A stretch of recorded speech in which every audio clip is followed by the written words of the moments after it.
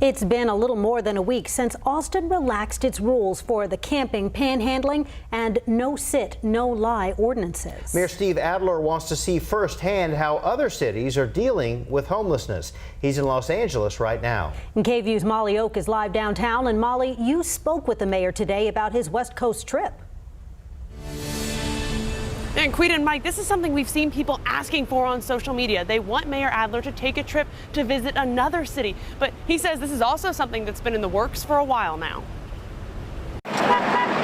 It's a trip about transportation. Mayor Steve Adler is visiting the West Coast this week to work on Project Connect. But I'm also using the opportunity while in Los Angeles and Seattle to be talking to folks on the ground here in the city that are dealing with the homelessness challenge in these cities. He'll talk to city mayors and even go to some of the homeless camps. Because it makes sense that we would learn as much as we could from cities that are kind of ground zero.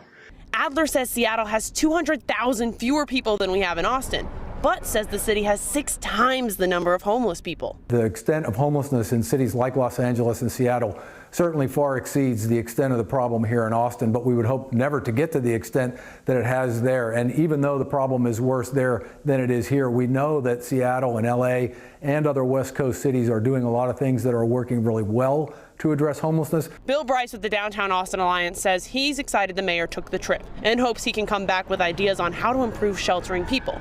That's something Mayor Adler says he'll be looking at too.